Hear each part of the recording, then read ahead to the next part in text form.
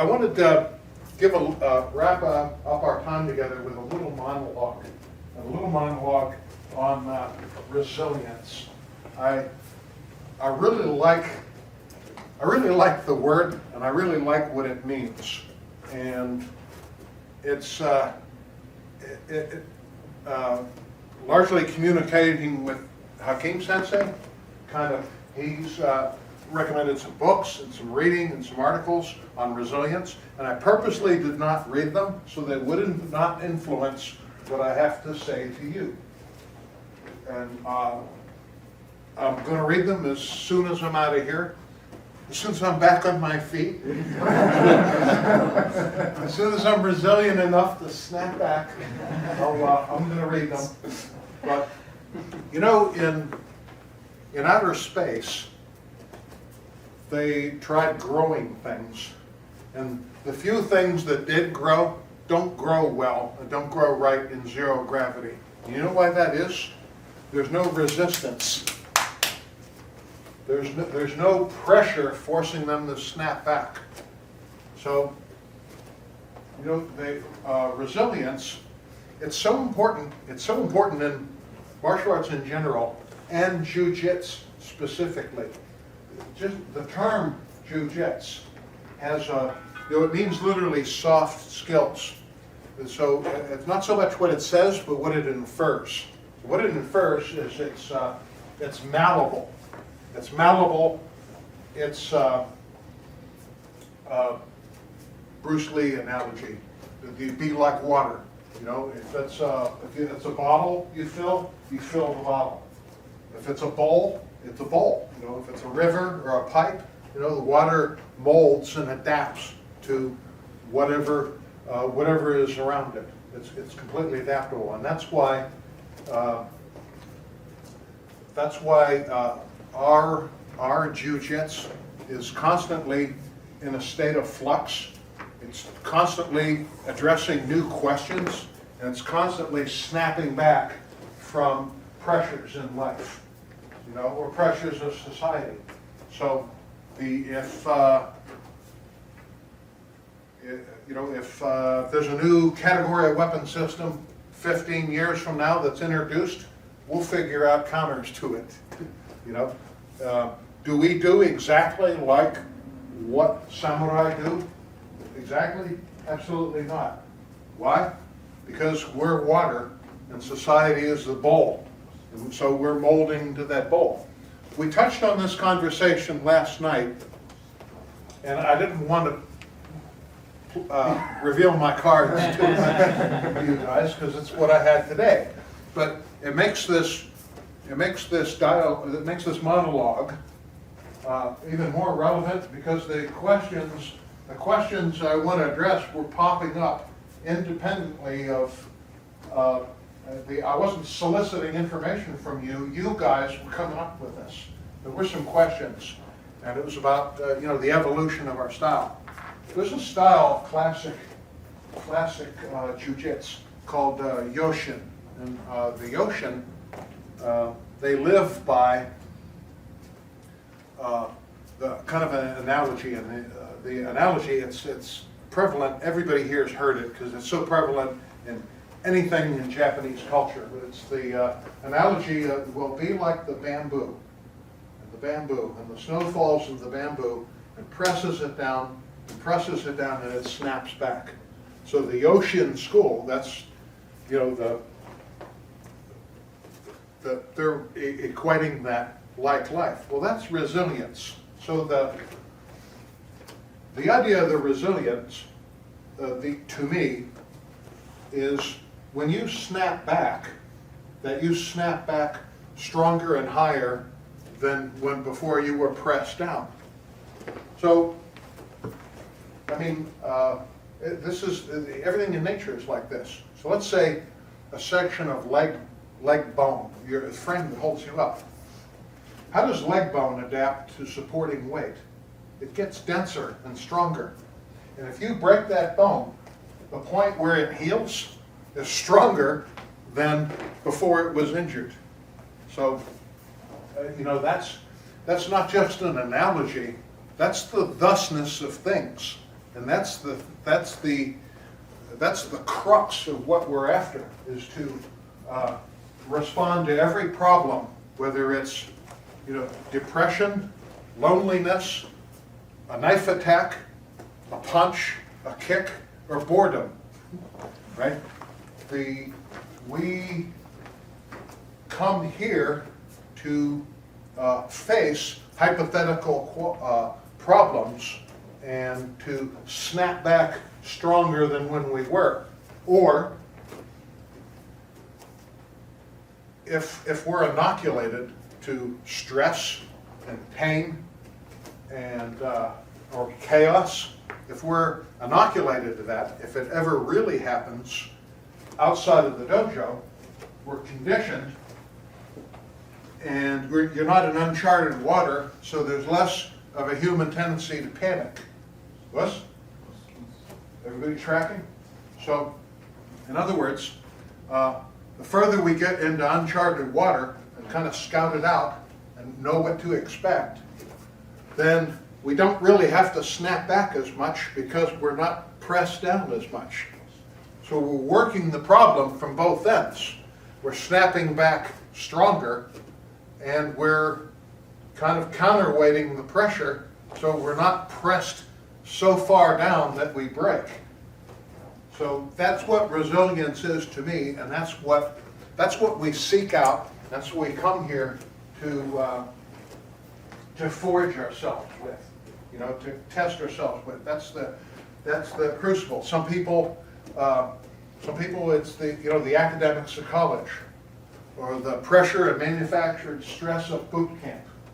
Okay, this is why people that go to the military, it's part of their identity the rest of their life, because I went in the military to be tested, and I knew the stresses and pressures of the military is what would forge me into the person I wanted to be. I thought I was, but I wasn't. I wasn't quite there. The dojo helped, but it wasn't quite enough to, I also had to make the leap into manhood. So, but that whole experience enriched the dojo, and vice versa. The dojo gave me enough confidence. And why? Because of the resilience. Because it wasn't, you go there and a black hat or a drill instructor is this far from your face, bumping you with their campaign hat and yelling instructions. I'm not freaked out. This is more like deja vu. That's the way my sensei taught, So I got an inoculation that made me stronger against what I perceived to be real stress. It wasn't as real as I remember, because now I'm more like in the role of the drill instructor, and I know why they do like that, why they teach like that, to impart knowledge and so forth. So anytime you're pressed down, you snap back stronger than ever. And so to me, that's resilient. Resilience, you could almost substitute the word growth, a refinement, a development, reinventing yourself. That's what we do, and that's why we're here. And the confidence that you exude has to have a rational basis. In other words, you know your art, and you know it well. So anyway, the best thing, if you're an instructor or a senpai, and you're sharing, you're like an intern instructor, where you have aspirations shown here in the dojo. The best thing you can do is to lead by example. People that lead by example don't have the perfect life. They fall, and they stumble, and if they fall 7 times, they get up 7 times. Why is that saying so familiar and so important in Japanese culture? So just by having this guy here, you're sanctioning everything I have to say before I even came here. is that's what that guy, Daruma Taishi, represents. And it's, it's kind of trite, being that he's like a little kid's toy, he wobbles and everything, but that icon and what it represents is in different manifestations in almost every culture that survives. So the best thing we can do to you is to be inspirational and to live by that creed and not fall by the wayside as a victim of boredom, the depression, rage, all the pitfalls that we have in life, and to constantly be hungry enough to reinvent myself. So when I come in, that's why I love coming here so much. I love coming here, and when I leave today, I will be a little better than when I arrived, just by virtue of interacting with all of you. And believe it or not, even the slightest detail, meeting you, training with you, and interacting with you, there is something somewhere that I learned by just, even if it's just like the slightest footnote. I'm grateful for it, because the longer you're in this craft and the more you reinvent yourself and the more you strive for self-improvement, the more any increments mean to you, right? Let's talk about living by example. And I'll tell you, having trained with Hakim Sensei since you're what, about 11, 12? Okay, yeah. I've seen guys endure all kinds of stuff, and that, you stay in the course, recently, and the way you shrug that off, the way you shrug, he was injured in a training accident, and the way he shrugged it off inspires me. It's like I'm not sure I could do it, David. I'm pretty sure you can. Well, I haven't been put to the test.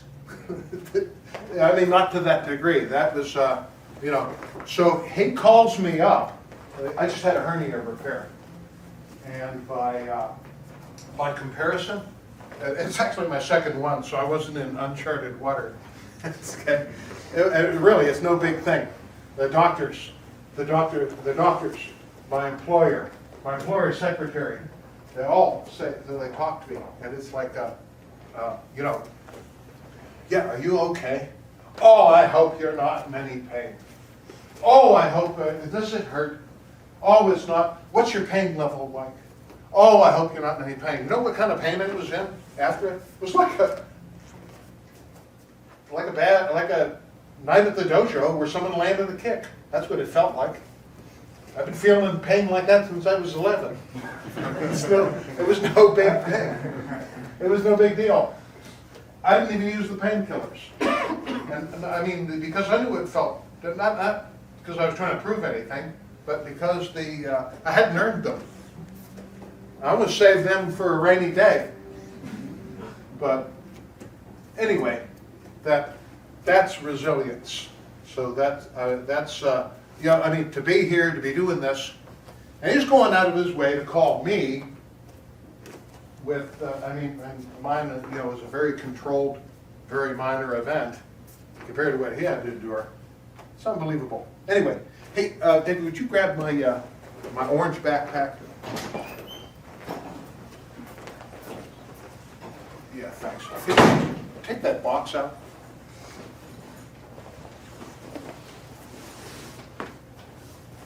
Good. Would you open it for me, please?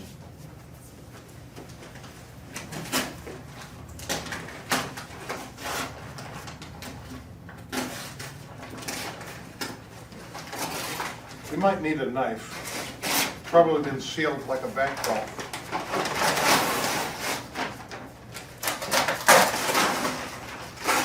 Find a knife. Sure. Back in our. Have you got a knife? Yeah.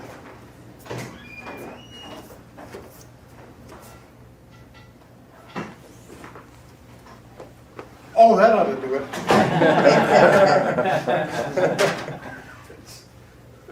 Just cut, don't careful not to cut the floor.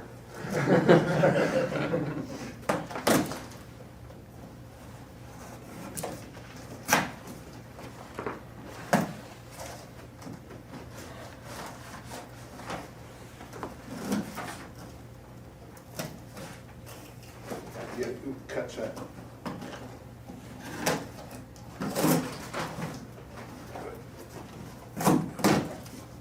Probably. Anyway. Okay. You guys know that I'm a carver. I'm a wood carver. And I make Hopi-style kachina dolls. I'm the only white guy that does it. And I made this one for David. This one, this character is called Halili. And Halili is a guard. Come up here and have a look at it. Halili is a guard kachina. He's the, and he's not just the guard like in a police sense, though he does that. He's kind of a moral guard. He's kind of a guard, kind of protection from evil influences. And the Hopi Indians, witchcraft is a big thing with them, and he protects us not just physically, but kind of spiritually and morally. So I carve these. This is a style of kachina doll that was popular about 100 years ago, and I am fortunate. I'm so lucky, such a lucky guy, that I had a master carver actually tutor me in how to carve these dolls. And if you're on Disgracebook, I have a gallery of them on there, and I carve quite a few. But I make about well, this year I've made 8 of them. And Hilili, man, he's a cool cat, and my hat's just so off to David for his resilience and the way he leads by example. Bleed by example, lead by example. I really wanted to, during my downtime, when he's calling to see how I'm doing, I said, you know what, I'm going to make him a doll. So, thank you very much. That guy's the reason. He's the matrix that brought us all together. So I'm grateful for all you guys, and he's the guy that made it possible. And why? Because of his resilience. Us? Okay. Let's bow out.